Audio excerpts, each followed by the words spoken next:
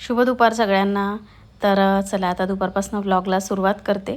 आणि आज जरा मी आनंदातच होती, तर आनंदाचं कारण काय आहे तर ते व्लॉगमध्ये पुढे कळेलच तुम्हाला। तर व्लॉग स्किप न करता संपूर्ण बघा। तर चला मी सक्षमसोबत निघालेली होती, कारण माझी गाडी थोडी खराब झालेली होती, म्हणून सक्षम मला सोडायला चाललेला होता। जाताना ना वाटेमध्ये छान असं शेत पडलेलं होतं आणि ते सगळं बघून हिरवंगार सगळं ना खूप छान वाटत होतं अगदी। म्हटलं चला तुमच्यासोबत शेअर करावं। तर चला आता माझ्या आनंदाचं कारण मी तुम्हाला सांगते।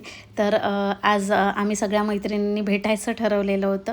तसं भेटायचं खूप दिवसापासून सुरू होतं, कारण बऱ्याच दिवसापासून सगळ्यांची भेट वगैरे काही झालेली नव्हती, कारण सगळेच आपल्या जीवनामध्ये आपल्या संसारामध्ये कामामध्ये सगळे व्यस्त झालेले असतात आणि त्यातून थोडा वेळ काढून भेटणं म्हटलं तर तेही कधी कधी शक्य होत नाही। आणि नेहमीच आमचा प्लॅन ठरायचा, मात्र तो कॅन्सलच होत होता। म्हणून आज अगदी अचानक ठरलेलं होतं, म्हणजे आता 12 वाजता सगळ्या मैत्रिणींनी एकमेकांना व्हॉट्सअपवर मेसेज वगैरे केले की म्हटलं चला आता कुठे दूर नाही पण जवळच कुठेतरी भेटूया। तर ही माझी मैत्रीण आहे रश्मी, तर ही दाभ्याला राहते। तर सगळ्यांचंच मग दुपारी इथे भेटण्याचं ठरलेलं होतं, म्हणून मग एक एक करून सगळे आता येणं सुरू होते। सर्वात पहिले मीच आलेली होती। तसा तर वन डे प्लॅन आम्ही बऱ्याच दिवसापासून करत आहोत की सोबत एक दिवस सगळा घालवायचा म्हणून, मात्र तो काही शक्यच होऊन राहिलेला नाही। त्यामुळे आता आज अचानक अगदी प्लॅन ठरलेला होता, त्यामुळे अगदी अचानक आम्ही सगळे भेटायला आलेलो होतो। आणि 6 मैत्रिणींचा असा हा आमचा ग्रुप आहे। तर ज्यावेळी आम्ही शाळेत जॉब करायचो, तर एकाच शाळेत आम्ही सगळ्या जॉब करत होतो, तेव्हापासूनची आमची ही मैत्री आहे। आणि यामध्ये अजून एक जण कमी आहे, ती म्हणजे कीर्ती। तर ती आलेली नव्हती, कारण तिचं घर लांब आहे, मनीषनगरला राहते ती। आधी इथे वाडीतच राहायची, पण आता 1 वर्ष झालं ती तिकडे राहायला गेली, घर वगैरे बांधलं त्यांनी तिथे। त्याच्यामुळे ती काही आलेली नव्हती, कारण सगळं आमचं अचानकच आज ठरलेलं होतं।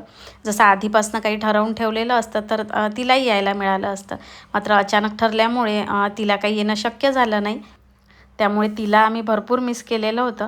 आणि सगळ्या मैत्रिणी एकत्र आल्या की आपल्या गोष्टींचा खजिना इतका असतो की तो अगदी अपुरा पडत असतो सगळे एकत्र आले की। तर सगळ्यांनी मिळून छान असा नाश्ता वगैरे केला। तर नाश्त्यामध्ये रश्मीनी पोहे आणि मोठ केलेली होती, मोठची उसळ।